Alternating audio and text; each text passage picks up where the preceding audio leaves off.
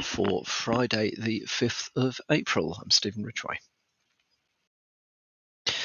Well, talk of the town at the moment is HTTP2 continuation flood attacks. If you haven't come across this already, it is basically a novel approach to DOS of web servers and web apps. So HTTP2 has the concept of continuing effectively the way that HTTP messages can be broken up into frames and packets and so on. HTTP continuation frames are used to continue a sequence of field block fragments. So they are, for example, used to split header blocks across multiple frames. So the various other things that can be used for, but that's what they're there for. They're basically a message saying this HTTP frame will continue. And just as with the very ancient SYN-FLOOD attacks, if you simply keep on sending HTTP to continuation packets to or frames to a server, it will hold those in memory, looking for the one that says, okay, that's the end of this lot before they get reconstructed and passed on to layer 7 to be dealt with. Of course, eventually you will run out of resources on the server. So interesting variation on a very old theme, potentially quite a powerful tool at the moment.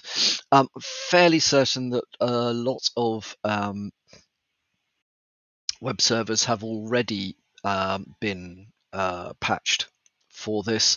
There's a whole string of CVE numbers associated with this particular. I'm not going to read them all out. You can have a look on the article. If you are concerned, which I think if you're supporting HTTP2, you should be. If you're concerned about this, a very good idea would be to check in with your web hosting application vendor, as in whatever the framework is you're using, and just check that if there is a patch available for this, that you've applied it. If there isn't a patch available yet, it is definitely then something that is worth having a certainly keeping an eye on performance and capacity on your web servers, looking for potential attacks. A little bit unclear how you would identify it at a packet level at the moment, because they kind of all they look innocuous. We'll get there. It's all a bit new.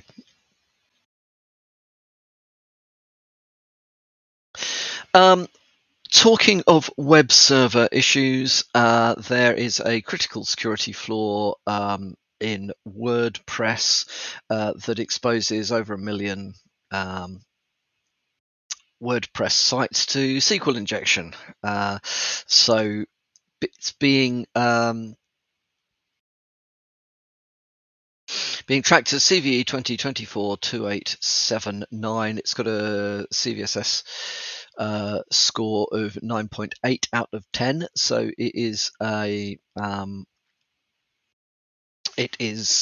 pretty serious. It affects the is-get pop-up markup action of the layer slider plugin, and it affects versions 7.9.11 and 7.10.0. So if you are using that particular plugin, do look out for patches to that, and as we say always with this, keep on top of your WordPress patching. WordPress themes, WordPress plugins, the whole lot needs to be actively managed. They don't just look after themselves. Visa has warned of a spike in detections for a new version of the JS Outprox malware, which is targeting financial institutions and their customers. So it's a security alert from Visa's Payment Fraud Disruption Unit, PDF, which is not portable document format or whatever in this particular case. The great game of financial institutions using well-known acronyms to mean something different. It is in fact a game. I have worked in finance. I've seen the game being played. Anyway, there we go. So yeah, it is at the moment the campaign appears to be targeted in South and Southeast Asia, the Middle East and Africa. However, as always, well worth being aware of that even if you are not in those parts of the world. Because anything that has started in one area of the world will almost definitely spread at least to some extent to other parts of the world as well. So it's unclear at the moment what the ultimate goal of the malware campaign is. However, if you are working in finance, be aware of this. There's a good write-up in Bleeping Computer. Have a look, make sure that you have got an understanding of what this is and how it is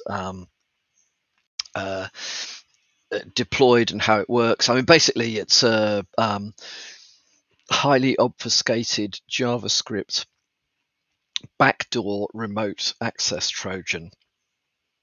It allows the attackers to run shell commands, download additional payloads, execute files, capture screenshots. It's sophisticated. This is not, and in fairness, for the financial organisations such as Visa and others are very much on top of. They take security very seriously indeed.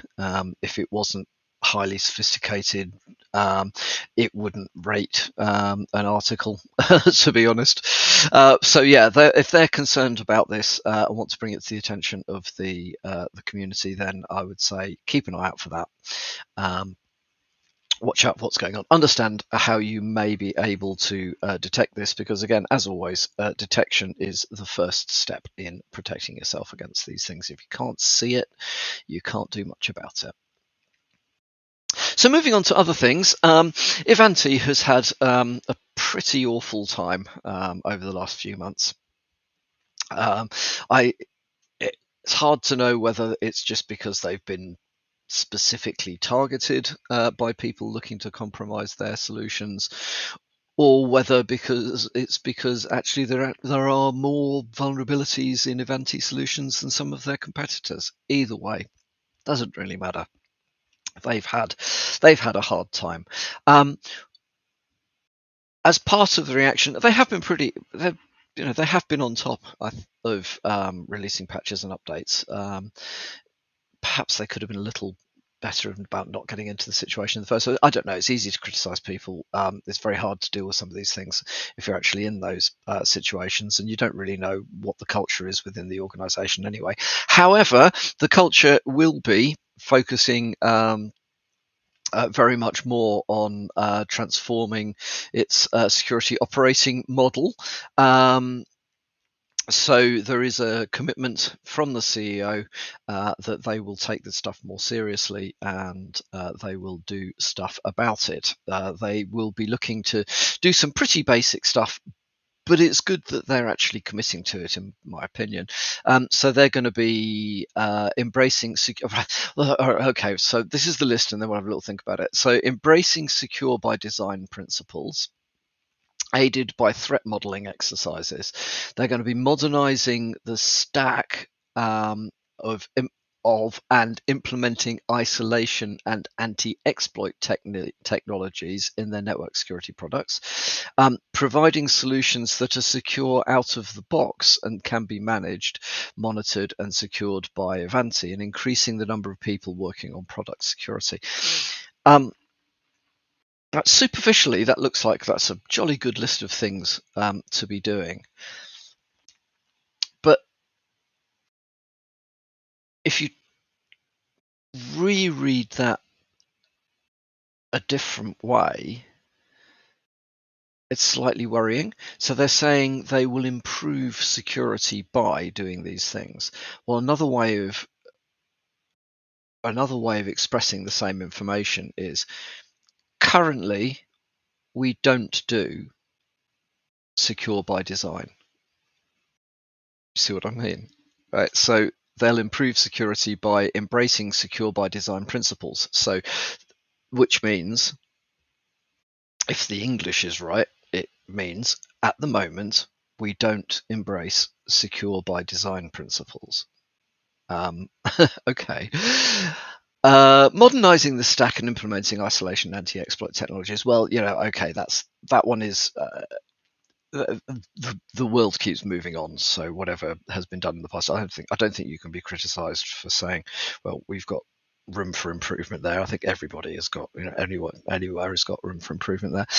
But providing solutions, they're going to improve by providing solutions that are secure out of the box. So reading that another way, currently our solutions are not secure out of the box, and going to improve by increasing the number of people working on product security. So does that imply that at the moment they don't have enough people working on product security? Well, it clearly does. So whilst they are good steps forward, it does raise around how well security has been implemented and what focus this stuff has had internally within the organization. Now, considering that Ivanti sells security products one way or another, technical security control products one way or another, perhaps a little worrying. I'll leave you to think about that one, but at least they've admitted they're not up to speed and they look to get there. So, in other things, researchers have been looking at the persistence and scale of AI package hallucination.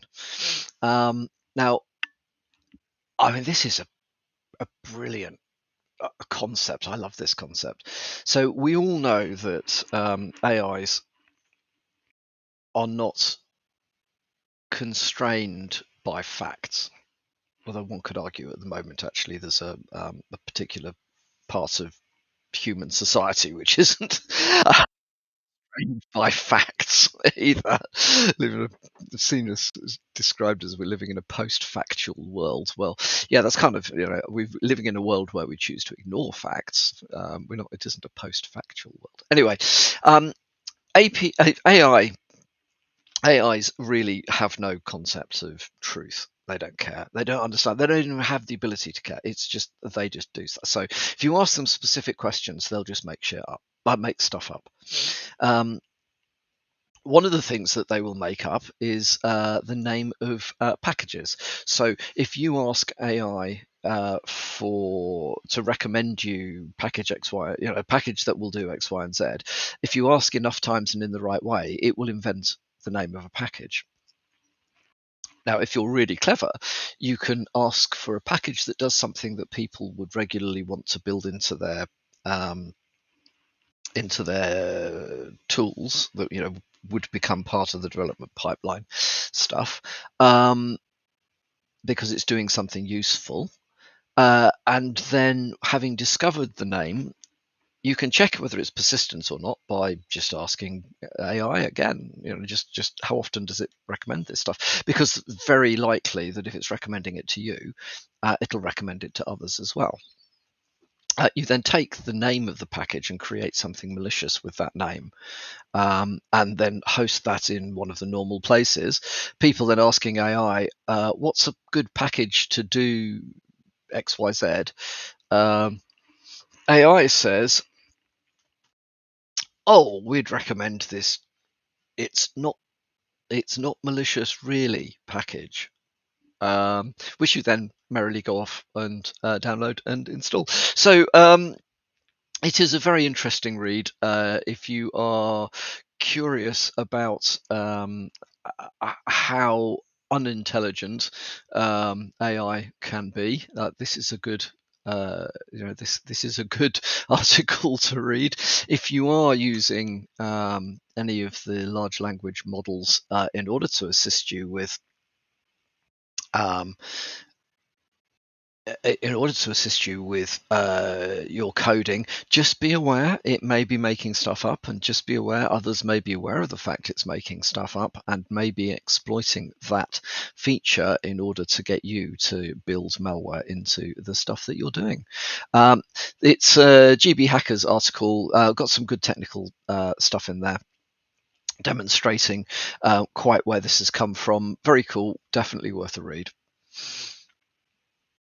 And then finally, I came across an article in the Telegraph yesterday evening talking about concerns that the US State Department has around a very significant breach that there has been, a previous breach going back to June last year.